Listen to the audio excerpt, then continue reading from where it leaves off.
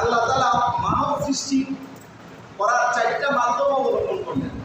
মানব সৃষ্টি করার 4টা মাধ্যম অবলম্বন করলেন, 4টা সিস্টেম তিনি তৈরি করলেন। তাহলে আল্লাহ তাআলা জোড়ায় জোড়ায় আমাদের করেছিলেন, সৃষ্টি করেছিলেন।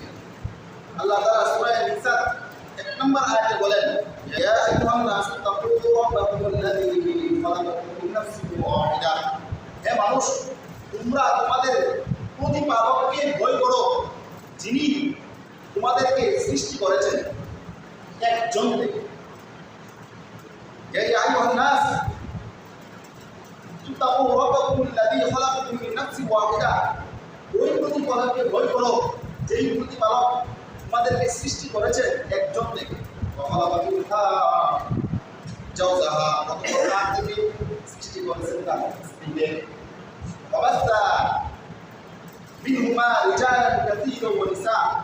এবং এই দুজনের মাধ্যমে আল্লাহ তাআলা পৃথিবীর মধ্যে ছড়িয়ে দিলেন অগণিত নারী পুরুষ। তাহলে আল্লাহ তাআলা বলেন, হে মানুষ, তোমরা ভয় করো ওই প্রভুকে যেই প্রভু তোমাদেরকে একজন থেকে সৃষ্টি করেছেন। একজনকে হযরত আদম আলাইহিস সালাম। এরপরে আদম আলাইহিস সালামের একটা অংশ থেকেই তার স্ত্রী হাওয়া আলাইহিস সালামকে সৃষ্টি করেন। আদম আলাইহিস সালাম এবং হাওয়া আলাইহিস সালামের মাধ্যমে এই যে পৃথিবীর মধ্যে যত মানুষ আসছে তারা দুজনের মাধ্যমেই আসছে। তাহলে আল্লাহ তাআলা মানব সৃষ্টির 4টা পদ্ধতি অবলম্বন করলেন। এক হইল মাতা পিতা ছাড়া তিনি একজনকে সৃষ্টি করলেন, অর্থাৎ আদম আলাইহিস সালাম। এটা হইল 1 নম্বর পদ্ধতি। দ্বিতীয় নম্বর পদ্ধতি হইল আল্লাহ তাআলা আদম আলাইহিস সালাম থেকে তিনি তার স্ত্রীকে পয়দা করলেন, সৃষ্টি করলেন। এই হইল 2 নম্বর পদ্ধতি। 3 নম্বর পদ্ধতি হইল আল্লাহ তাআলা পুরুষের স্পর্শ ছাড়া হযরত ঈসা আলাইহিস সালামকে সৃষ্টি করলেন। তাহলে আদম আলাইহিস সালামকে আল্লাহ তাআলা প্রথম পিতা মাতা ছাড়া সৃষ্টি করলেন। দ্বিতীয় হাওয়া আলাইহিস সালামকে কোন নারীর স্পর্শ ছাড়া শুধু পুরুষের থেকেই সৃষ্টি করলেন। তৃতীয়ত হযরত ঈসা আলাইহিস সালামকে কোন পুরুষের স্পর্শ ছাড়া সৃষ্টি করলেন। আর আল্লাহ তাআলা আমাদেরকে নারী পুরুষের উভয়ের মাধ্যমে সৃষ্টি করলেন। তাহলে বোঝা গেল যে আল্লাহ তাআলা মানব সৃষ্টি করার 4টা পদ্ধতি অবলম্বন করলেন। আমরা হলাম 4 নম্বর পদ্ধতি। আল্লাহ তাআলা কি বলেন যে আইয়ুহান নাস তাকু, ইয়া আইয়ুহান নাস, হে মানুষ, ইয়া আইয়ুহান নাস তাকু, হে মানুষ, তাকু রাব্বাকুমুল্লাযী খালাকাকুম মিন নাফসিন ওয়াহিদা। যে ওই প্রভুকে ভয় করো যে প্রভু তোমাদেরকে একজন থেকে সৃষ্টি করেছেন। ওয়া খালাকা মিনহা, এবং তার থেকে সৃষ্টি করেছেন জাওজাহা, তার স্ত্রীকে। ওয়া খালাকা মিনহুমা, এবং উভয় থেকে তিনি ওয়াবাসা মিনহুমা, এবং উভয় থেকে চুরিয়ে ছিটিয়ে দিলেন রিজালান ওয়া কাসীরান নিসা, অগণিত নারী পুরুষ। ওয়াত্তাকুল্লাহাল্লাযী তাসাআলুনা বিহি ওয়াল আরহাম। আল্লাহ তাআলা বলেন, তোমরা ওই রবকে, প্রভুকে ভয় করো, প্রভুকে ভয় করো যার মাধ্যমে তোমরা একে অপরের কাছে চেয়ে থাকো, চেয়ে থাকো। ওয়াল আরহাম, এবং আত্মীয়তার সম্পর্ক বজায় রাখো, তার ব্যাপারে সাবধান থেকো। ইন্নাল্লাহা কানা আলাইকুম রাকিবা। আল্লাহ তাআলা তোমাদের প্রতি তীক্ষ্ণ দৃষ্টি রাখেন। আল্লাহ তাআলা সূরা নিসা 3 নম্বর আয়াতে বলেন, ফাতিকুমা ওয়ালাকুম ফিল নিসা। তোমরা মহিলাদের মধ্যে যাকে ভালো লাগে তাকে বিবাহ করো। মাসলা ওয়াল সুলাসা ওয়া রুবা, দুইজনকে, তিনজনকে, 4জনকে। ফাইনালুম আল্লাহ তাআলা, তোমরা ভয় করো তাদের ব্যাপারে নেক বিচারে। যদি তোমরা ওয়াহিদাতান, তাহলে একটা করো। অর্থাৎ তোমরা যদি 2টা এবং 3টা এবং 4টার ব্যাপারে নেই নীতি অবলম্বন করতে না পারো, ফাইনালুম আল্লাহ তাআলা ওয়াহিদাতান, তাহলে একটা করো। আও মা মালাকাত আইমানুকুম, অথবা যদি একটা তো চালাইতে না পারো তাহলে তোমাদের বাকি যারা আছে তাদের কি করবে? তালিকা আদনা আল্লাহ তাআলা, এটাই হলো সীমা লঙ্ঘন করার না করার একটা পদ্ধতি। অর্থাৎ তোমরা যে এই বিষয় করতে পারবা না, না পারার একটা পদ্ধতি হলো তোমাদের বাদিকে বিবাহ, তোমাদের বাদিকে বিবাহ। তাহলে এই বিবাহ তা সমস্ত নবী করিম সাল্লাল্লাহু আলাইহি ওয়াসাল্লাম অর্থাৎ সমস্ত নবীরাই করেছেন কয়েকজন নবী, কয়েকজন নবী। আল্লাহ তাআলা সূরা হুদের 38 নম্বর আয়াতে বলেন, ওয়াল কাদ আরসালনা মিন ক্বাবলিকুম জাআলনা লাহুম আজওয়াজান ওয়া যুররিয়া। হে রাসূল, তোমার পূর্বে আমি অনেক নবী রাসূল পাঠাইছি, তাদেরকে আমি স্ত্রী এবং সন্তান আদি দিয়েছি। মা কানা লিরাসূলিন আন ইয়াতিয়া বিআয়াতিন বিইذنিল্লাহ। রাসূলের জন্য এই ক্ষমতা নাই বা কোনো রাসূল এটা করতে পারবে না যে আল্লাহর অনুমতি ব্যতীত সে কোনো নিদর্শন না করাইবে, এরকম কারো রাসূলের অধিকার নেই। বলি কুল্লি আজালিন কিতাব, এটা নির্দিষ্টকালের গ্রন্থসমূহের মধ্যে আছে, এটা নির্দিষ্টকালের গ্রন্থসমূহের মধ্যে লিপিবদ্ধ আছে। তাহলে বোঝা গেল যে সমস্ত নবী রাসূলগণও কি করেছেন? বিবাহ করেছেন, তবে কতজন বিধি, তবে কতজন বিধি। আল্লাহ তাআলা নারী পুরুষকে পোশাক করেছেন। সূরা বাকারা 187 নম্বর আয়াতে আল্লাহ তাআলা বলেন, ইন্না লাকুম লাইলাতাস সিয়ামি রাফাতু ইলা নিসাইকুম। রোজা রাতে তোমাদের স্ত্রী সম্ভোগ করা হালাল করা হয়েছে। এর ইন্না লিবাসুল লাকুম, তোমরা তাদের পোশাক, ওয়া আনতুম লিবাসুল লাহুন্না, তারা তোমাদের পোশাক। তাহলে একটা পুরুষ হইল তার স্ত্রীর পোশাক, আর একটা স্ত্রী হইল তার পুরুষের পোশাক। পোশাক আর বিবাহ করা হইল আল্লাহ রাসূল সাল্লাল্লাহু আলাইহি ওয়াসাল্লামের সুন্নাহ। এর আগে নবী করিম সাল্লাল্লাহু আলাইহি ওয়াসাল্লাম এবং তার আগে যত নবী রাসূল ছিল তারা কয়েকটা জিনিস পছন্দ করত, কয়েকটা জিনিস পছন্দ করত।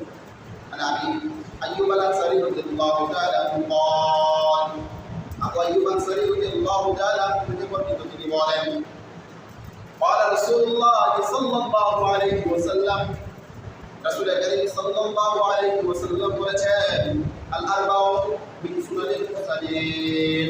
নবীদের চারটি সুন্নাত ছিল, রাসূলদের চারটি সুন্নাত।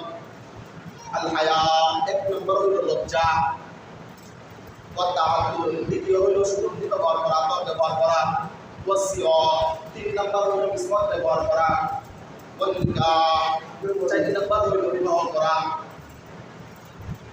তাহলে রাসূল বলেন যে রাসূলের চারটা তরিকা ছিল, চারটা পদ্ধতি ছিল, চারটা পছন্দনীয় কাজ ছিল। একটা হইল হায়া, তাদের লজ্জা বেশি ছিল। দ্বিতীয়টা হলো তারা সুগন্ধি ব্যবহার করত। তৃতীয় হলো তারা মিসওয়াক করত। চতুর্থ হলো তারা বিবাহ করে। রাসূল বলেন বিবাহ হলো আমার সুন্নাত। আয়েশা রাদিয়াল্লাহু তাআলা বলেন, قال رسول الله صلى الله عليه وسلم, আয়েশা রাদিয়াল্লাহু তাআলা আনহা থেকে বর্ণিত তিনি বলেন, রাসূল করিম সাল্লাল্লাহু আলাইহি ওয়াসাল্লাম বলেছেন, আন-নিকাহু সুন্নতি, বিবাহ হলো আমার সুন্নাত। বিবাহ কি? আমার সুন্নাত। ওমান লাম ইয়াজাল বিসুন্নতি, আর যেই ব্যক্তি আমার সুন্নাতকে পালন করবে না, ফালাইসা মিন্নি, সে আমার অন্তর্ভুক্ত নয়। যেই ব্যক্তি বিবাহ করবে না অনুমোদন ব্যতীত, সে আমার অন্তর্ভুক্ত নয়। ফাসাউজু, তোমরা বিবাহ করো।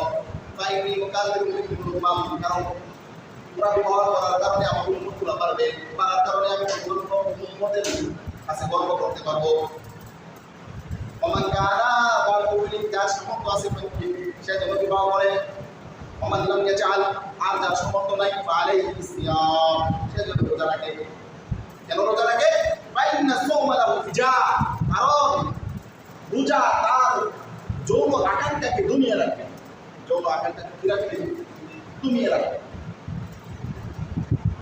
তাহলে বোঝা গেল রাসূল সাল্লাল্লাহু আলাইহি ওয়াসাল্লাম বলেন যে বিবাহ হলো আমার সুন্নাত, আমার সুন্নাত।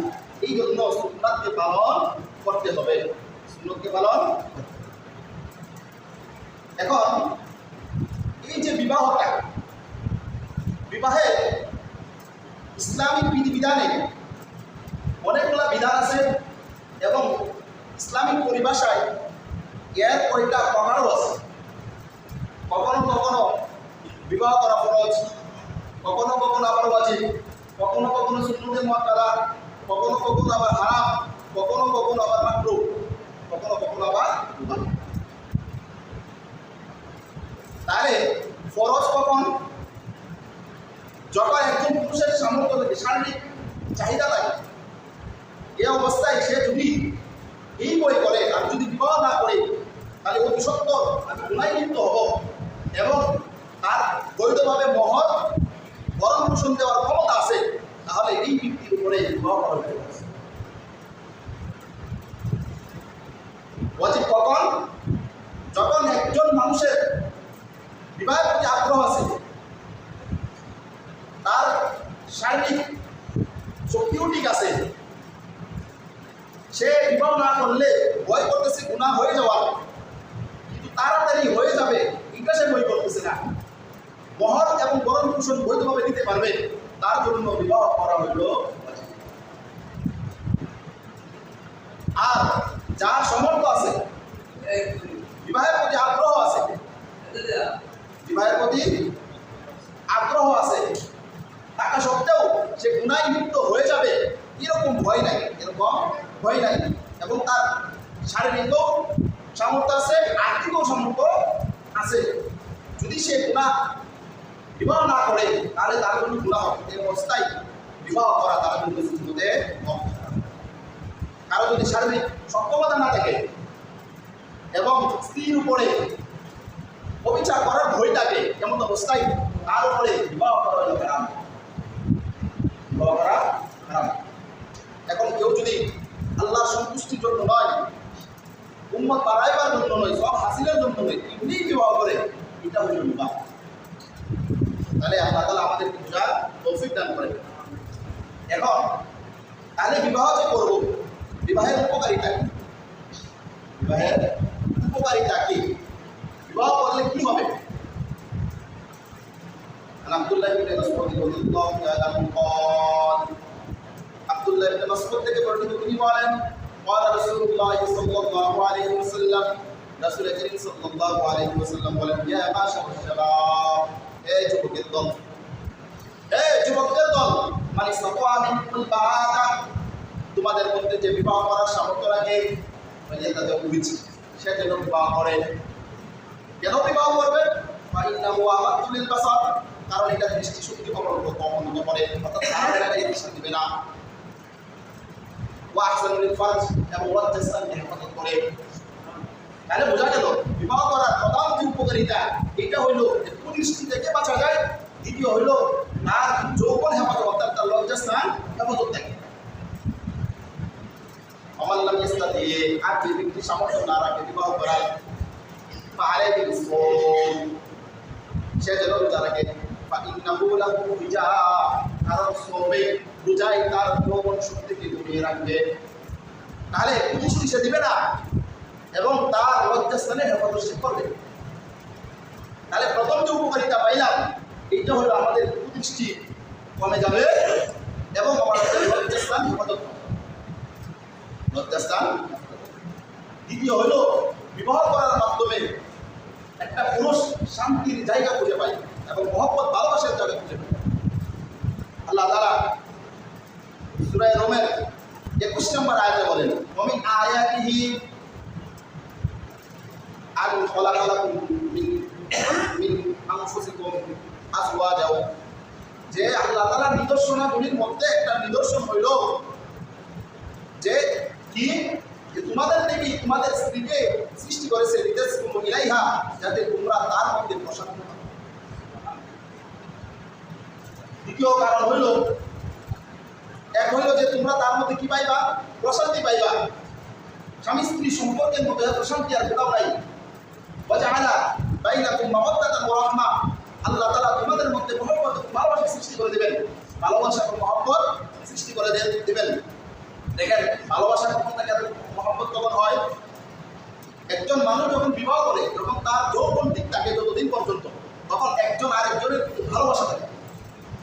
যখন তার 70 বছর পুরুষ যখন বিবাহের প্রস্তাব দেয়, তখন আমরা কি দেখবো? রাসূল সাল্লাল্লাহু আলাইহি ওয়াসাল্লাম এটা আমাদেরকে বলে দিলেন, জাবরের সাল্লাল্লাহু আলাইহি ওয়াসাল্লাম রাসূল করিম সাল্লাল্লাহু আলাইহি ওয়াসাল্লাম বলেন ইদা আবা আহাদুকুম তোমাদের কারো কাছে যদি কেউ প্রস্তাব দেয় বিবাহের প্রস্তাব দেয় মান তারদাউনা দীনাহু ওয়া খুলুকাহু তোমরা যদি তার দ্বীনদারিতা এবং তার চরিত্রের ব্যাপারে সন্তুষ্ট থাকো ফাযাউজুহু তাহলে বিয়ে দাও। একটা পুরুষ যখন বিবাহের প্রস্তাব দেয় তখন পুরুষের ক্ষেত্রে দেখা উচিত হলো দুইটা জিনিস, এক হলো তার দ্বীনদারিতা ঠিক আছে কিনা, দ্বিতীয় হলো তার চরিত্র ঠিক আছে।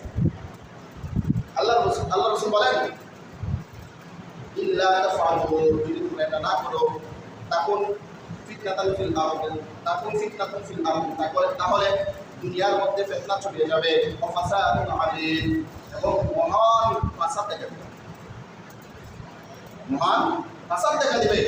তাহলে একটা পুরুষ যখন বিবাহের প্রস্তাব দেয় আমাদের দেখা উচিত হলো দুইটা, এক হইল তার দ্বীনদারিতা ঠিক আছে কিনা, দ্বিতীয় হইল তার চরিত্র ঠিক আছে।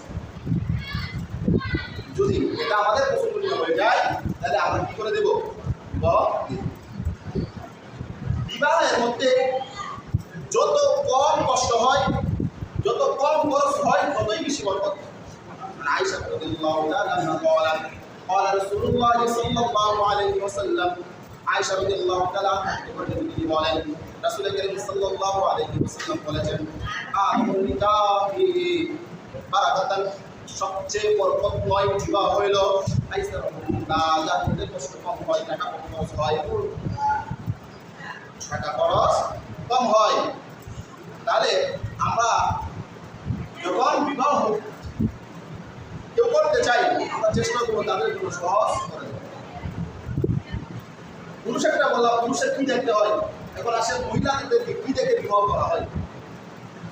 عن ابي هريره رضي الله تعالى عنه قال رسول الله صلى الله عليه وسلم ابو هريره বলেন তাহলে নিসাউ আরবাই মহিলাদেরকে বিবাহ করার কারণে মহিলাদের যে মানুষ বিবাহ করে চারটি কারণে লিমালিহা তার সম্পদের জন্য, লিহাসাবিহা তার বংশমর্যাদার জন্য, লিজামালিহা তার সম্পর্কের জন্য, লিদিনিহা তার দ্বীনদারিতার জন্য, তুমি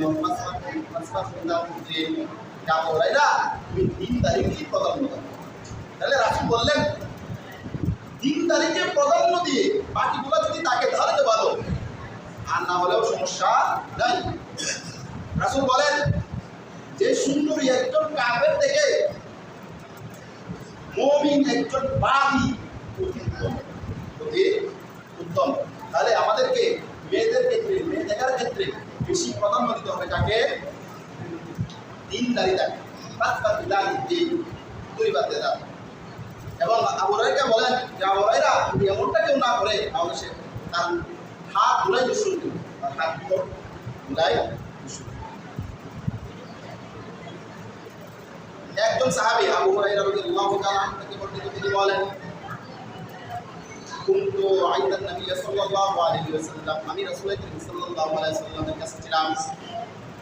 আতাহু রাজুলুন এক ব্যক্তি তার কাছে আসলো বা আখবারাহু তাজাওয়াজা ইমরাআতি মিনাল আনসারি এক মহিলাকে বিবাহ করবে, মানে করতে ইচ্ছুক। এই অবস্থা রাসূল সাল্লাল্লাহু আলাইহি ওয়াসাল্লামকে জানাই। রাসূল বলেন আনাদারতা ইলাইহা তুমি তাকে দেখেছো? ক্বালা লা সে বলল না। ক্বালা ফাযাব তাহলে তুমি খাও। ফাযুর ইলাইহা তাকে দেখো। ফাইনাহু আইয়ুল আনসারি শাইআন কারণ আনসারীদের চোখে একটা সমস্যা আছে, আনসারী মহিলাদের চোখে কি আছে? সমস্যা আছে। তাহলে বোঝা গেল মেয়ে দেখে কি করতে হবে? বিবাহ করতে হবে, বিবাহ করতে হবে। যদি আমরা ভালো মেয়ে দিনদারি বিয়ে পাই তাহলে কত যে উন্নত হবে, কত যে ভালো। কেমন ভালো? আব্দুল্লাহ ইবনে আমর রাদিয়াল্লাহু তাআলা বলেন দুনিয়া মাতা, দুনিয়া হলো কি সামগ্রী, খায়রুল মাতাই দুনিয়া মারাত সালিহা, ও সবচেয়ে উত্তম হইল ভালো স্ত্রী। এখন ভালো স্ত্রী হওয়া অনেকগুলা কারণ আছে, অনেকগুলা কারণ আছে। অপরের হাদিস আছে মাসতাবাদা বাদা তাকওয়াল্লাহ খায়রুল মিন মারাত সালিহা, ও তাকওয়ার পরে সবচেয়ে উত্তম নিয়ামত হইল, সবচেয়ে উত্তম ফায়দাজনক জিনিস হইল স্ত্রী। রাসূল উত্তম স্ত্রী কারা? মারাত সালিহা কারা? এই জায়গায় চারটা গুণের কথা বললেন। ওই যখন তাকে আদেশ করা হয় সাথে সাথে পালন করে। এটা হলো 1 নম্বর গুণ। মারাতু সলিহার 1 নম্বর গুণ দিয়ে যখন স্বামী তাকে আদেশ করে সাথে সাথে সে পালন করে। ওয়াইদা নাযরা সারফু ওয়াইদা নাযরা সারফু যখন স্বামী তার দিকে দৃষ্টি দেয় সে তাকে সন্তুষ্ট করে দেয়। ওয়াইন আকসামা আলাইহা আমারতহু যখন তার ব্যাপারে সে কসম কাটে এই কসম থেকে মুক্তি দেয়। ওয়াইন ওয়াবা আনহা যখন স্বামী তার থেকে দূরে থাকে, যখন স্বামী তার থেকে দূরে থাকে নাসাহাতহু লিনাফসিহি ওয়া মালিহি সে নিজের চরিত্রের ব্যাপারে এবং স্বামীর মালের ব্যাপারে সন্তানকামী হয়। তাহলে বোঝা গেল বারাতু সলিহা হতে গেলে 4টা গুণের দরকার।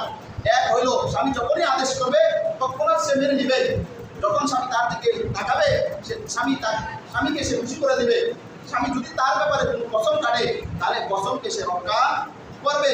চতুর্থ গুণ হইল স্বামী যখন দূরে থাকবে এই দূরে থাকা অবস্থায় নিজের চরিত্রকে হেফাজত করবে এবং স্বামীর সম্পদকে হেফাজত করবে, স্বামীর সম্পদকে হেফাজত করবে।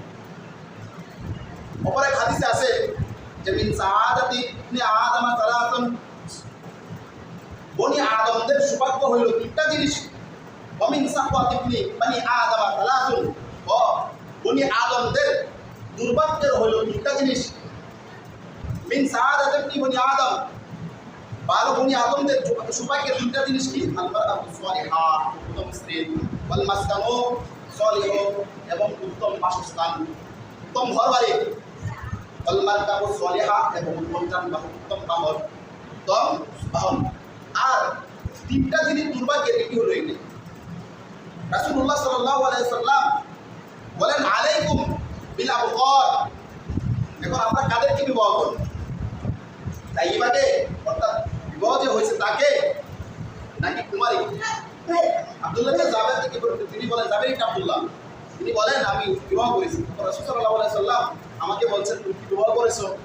সে বলল হ্যাঁ আমি বিবাহ করেছি। রাসূল জিজ্ঞেস করলেন আচ্ছা তুমি কি কুমারীকে বিবাহ করেছো নাকি বিবাহিত নারীকে বিবাহ করেছো?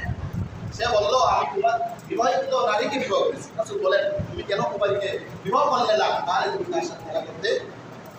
অপর এক হাদিসে আলাইকুম বিল আবগার তোমরা কি করো? কুমারী নারীকে বিবাহ করো। কেন?